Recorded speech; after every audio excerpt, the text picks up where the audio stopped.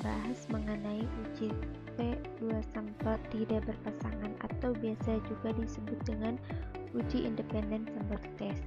Uji independen sampel t-test atau uji tes sampel beda dua rata-rata tidak berpasangan merupakan metode statistik yang digunakan untuk membandingkan dua kelompok sampel yang tidak saling berkaitan. Uji t-test ini digunakan untuk menentukan apakah terdapat perbedaan yang signifikan antara dua kelompok. Independen sampel t-test digunakan untuk menguji signifikansi beda rata-rata antara dua kelompok yang tidak berpasangan.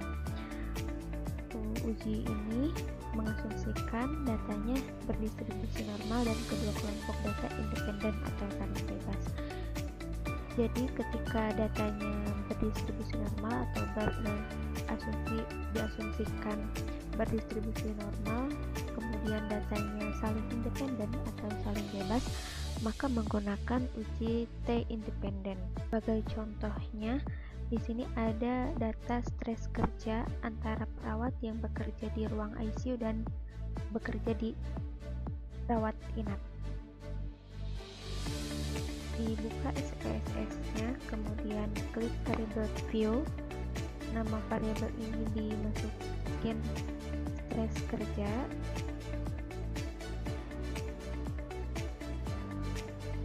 Kemudian ini menjadi ruang karena dibandingkan dengan bekerja di ruang ICU atau ruang rawat inap. Desimalnya dijadikan 0. Stres kerjanya di label, diketik lagi stres kerja. Kemudian untuk ruang ini values itu diklik, kemudian di coding 1 untuk ruang ICU, 2 untuk ruang rawat inap. Kemudian klik OK. Kembali ke data view, di input yang stres kerja untuk di ruang ICU terlebih dahulu. Di copy, kemudian di paste, dan yang ruang ini diklik 1 agar menjadi ruang ICU.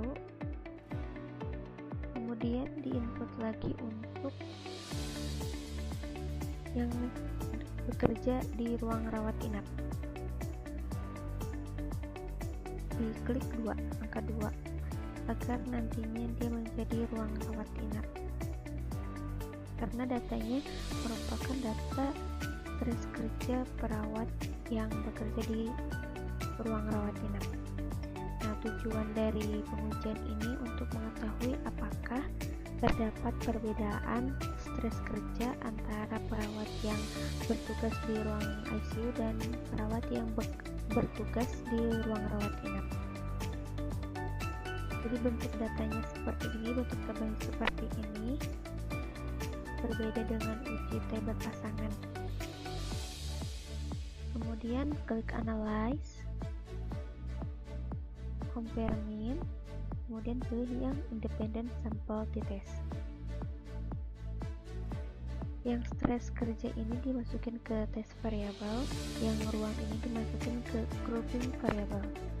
Yang define group ini diklik, kemudian grup 1 masukin angka 1 karena kodingannya tadi 1, dan yang grup 2 masukin angka 2 karena kodingan terakhirnya angka 2, karena mau membandingkan antara perawat yang bekerja di ruang ICU dan ruang rawat inap. Continue, kemudian OK. Jadi data ini menggunakan uji tes sampel independen dengan asumsi sudah berdistribusi normal. Diperoleh hasil sebagai berikut. Nah, diperoleh nilai sigma karena dia homogen. Karena nilai sigma lebih besar dari 0,005. Dia menggunakan asumsi variansinya terpenuhi.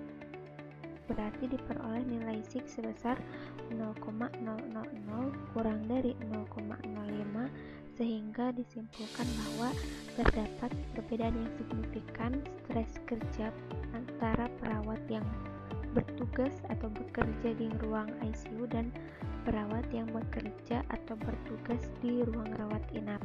Untuk mengetahui stres kerja yang paling tinggi dapat dilihat dari grup statistik, yang dimana MEAN yang menunjukkan paling tinggi berarti itu di ruang ICU, yang artinya bahwa tingkat stres yang paling tinggi itu dirasakan oleh perawat yang bekerja di ruang ICU, sementara di ruang rawat inap lebih rendah daripada di ruang ICU. Jadi terdapat perbedaan yang signifikan. Perbedaan signifikan ini untuk mengetahui yang lebih tingginya dilihat dari nilai grouping statistik bagian